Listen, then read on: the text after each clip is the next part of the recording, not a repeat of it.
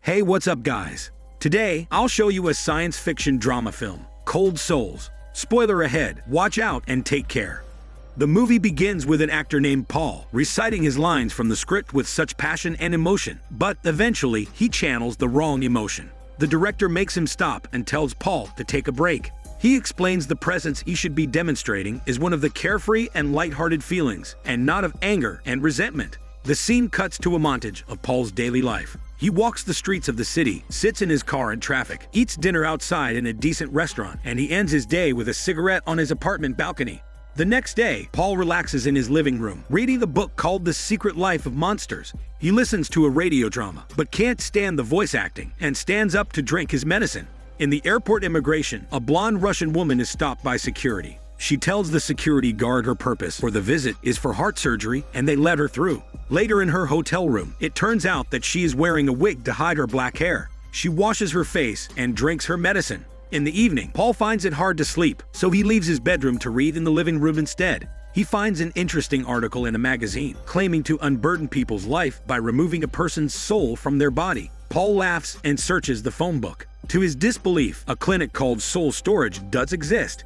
During dinner, the blonde Russian woman stops eating and rushes back to her hotel room. She lays down on the bed and sees glimpses and flashbacks of a baby in a delivery room. The next day, Paul visits the Soul Storage to find out if what they are advertising is true. He asks the guard where the Soul Storage is, and he points Paul to the 4th floor. He answers a survey first, before he can see the doctor. He notices the blonde Russian woman talking to the concierge. She asks for some aspirin. The concierge then tells Paul that the doctor is now ready to see him. The doctor asks him about the way he discovered the clinic. He tells the doctor that he found it through the magazine article, which led him to the clinic. He reveals to the doctor that he finds that something is missing in his soul, leading him to struggle with his recent role. He also tells the doctor that he has been struggling to separate himself from his characters, leading to more confusion. The doctor tells him that many geniuses often don't realize their potential because they are tied down by something. He offers Paul a way to solve the twisted and confused part of his soul. Paul refuses to believe in what the doctor is saying and tells the doctor he doesn't need to be happy. Rather, he only needs to remove the suffering. The doctor manages to convince Paul and gets him to sign a clause. Paul gets ready to enter the machine that will be separating his soul from his body. He enters the machine, and the doctor tells him to relax and breathe normally. He explains to Paul that his subconscious will stay intact as his soul will be separated from the body. They power the machine, which locks Paul in place. After the procedure, Paul doesn't feel much change in his body or in his soul. The couple beside him asks if he is already feeling the effects, but he simply says that nothing is happening.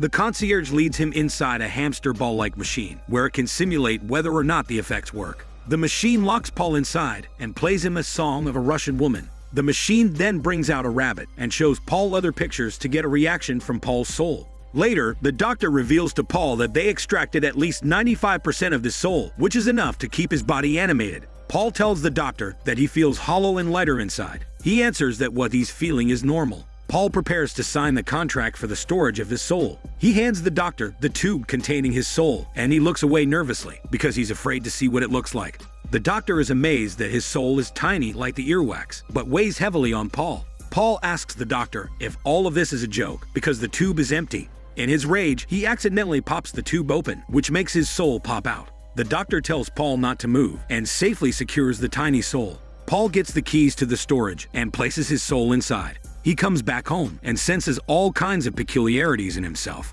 He is not as sickly and messy as he was before, and he feels that he has lost some weight as well.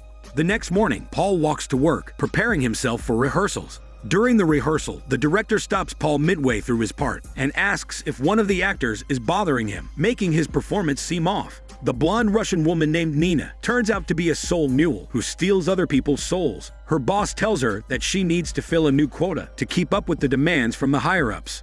Nina travels to different parts of Russia, convincing people to get their souls stored and promising them relief from pain and suffering. In fact, a long line of people waited for Nina, all of them wanting to receive their souls back. She tells them that it is not possible because they signed the clause, giving them no power over the storage of their souls. Nina travels back to her apartment after a long day of work. Paul's wife asks him about the progress of his role, but he tells her not to talk about it. She remarks that his skin feels different and that it's scalier. They get ready to go out for dinner with their friends, but his wife begins to feel that something is off with Paul. During dinner, Paul feels out of it and starts spilling food on the table and spilling salt all over. Paul accidentally says something harsh to their friend, which cuts the dinner short. On the car ride home, his wife gets mad at him for embarrassing their friend. Paul defends himself by saying that he had no intention of hurting her feelings. She asks Paul what has been happening to him lately. The scene then transitions to Paul during another rehearsal. Paul acts with much more emotion, but this makes the actors in the scene feel uncomfortable. The actress with Paul during the scene starts to feel uncomfortable with Paul's physical demonstration in the rehearsal, which prompts her to leave immediately. The director tells Paul that they need to talk. He tells Paul that the play is fast approaching and that he needs to get it together or else. Paul comes back to the soul storage and complains to the doctor that he cannot go through with it anymore. He says that he cannot feel anything inside. The doctor tells him the things he is feeling are common side effects, but how he's feeling inside is all up to him, since each and every soul is unique. The doctor offers Paul a solution. They can import a soul from a creative individual or even a Russian soul to solve his problem in acting. The doctor then tells Paul that the soul transfer works to a certain extent, but if he cannot bear it anymore, then he can import a new soul.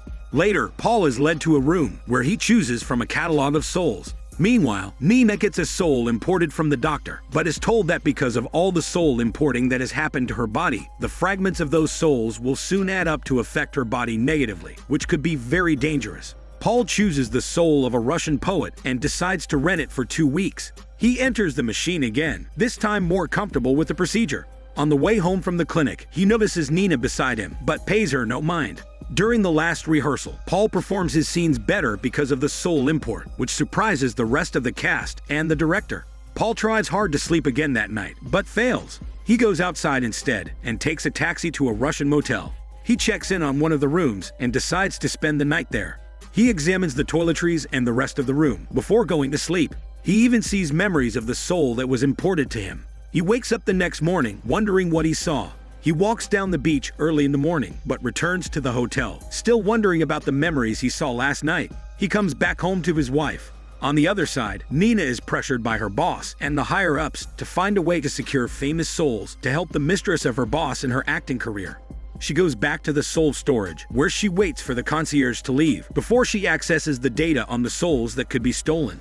By accident, she steals Paul's soul because she finds the donor is an actor. Meanwhile, Paul comes back to the clinic to tell the doctor that he wants to get his soul back because the memories of the soul donor are too overwhelming for Paul. He asks the doctor about the donor, but he tells Paul that he cannot reveal anything because they are donated anonymously from Russia. The doctor reveals that soul trafficking is a big business in Russia. Paul goes down to the storage area to find his soul, but he opens his locker to find the tube missing. He panics and calls the doctor and the concierge to help. The doctor tells him that it is possible to grow a soul from the remaining 5%, which has not been taken from him during the soul transfer. Meanwhile, Nina gives the stolen tube to her boss, but his mistress is disgusted by the size of the earwax-like soul. Nina tells her that she should not judge it by its appearance, because it is a beautiful soul. After the handover, she goes to a movie store and buys a film with Paul starring in it. Paul tries to sleep, but once again finds it hard. He asks his wife if she would love him even if he was no longer himself. She is surprised by the question and asks why. He reveals to her that he had his soul extracted, but his soul got stolen. He tells her that he rented the soul of a Russian poet, but now his soul has gone missing, and he doesn't know what to do. Paul returns to the clinic, but is told that no news about his stolen soul has arrived. The doctor gives him medicine for the 5% of his soul to slowly grow. The doctor tells Paul that the souls are trafficked from Russia to America, using Russian women as mules to store the souls. He also gives him the name and address of Nina. Later that night, he goes to the Russian hotel and confronts Nina. She tells him that his soul is in Russia because of her boss and his mistress. They come from a wealthy family, but they have no talent, which is why they go out looking for creative souls. Nina tells him that they needed the soul of a famous actor to improve the mistress' acting skills. But instead, she took his soul because it was the only one she found at that time. After that, Paul leaves his wife and flies to Russia on a mission to get his soul back. He spends most of his time wandering around the hotel with nothing to do. Nina takes him to the place where she transports souls to America. The boss became angry with Nina for bringing Paul there. The boss invites Paul for a drink and explains the situation to him. He demands his soul back, but the boss simply laughs at him. The boss budges and tells him that Nina will take him around the city, and they must convince the mistress to hand over the soul back to him. Nina and Paul instead follow the boss mistress around the city and into a hair salon. They reveal to the mistress that the soul does not belong to a famous actor, but rather to the shitty Paul himself. She storms out angrily and leaves the two of them before Paul can say anything. Back at the hotel, Paul mopes, saying that his life is ruined by the loss of his own soul. Nina tells Paul that his soul wasn't empty, but rather beautiful in its own way. In the morning, the two of them embark on a journey to find out the true identity of the soul donor, whose soul was imported to Paul. They ask around the place she works, but is told that 2 weeks ago, the soul donor committed suicide because she could not get back her soul.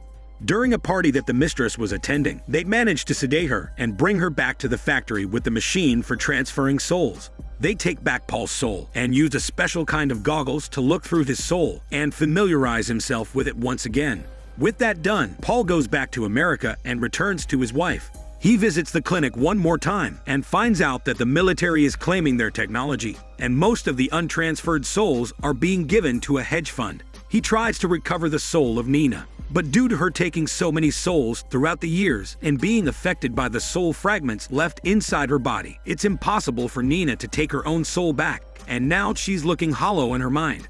The movie ends with Paul walking along the beach, accompanying Nina like an old friend as the sun sets ahead of them. This is Daniel CC Movie Channel. Stay safe and enjoy your day.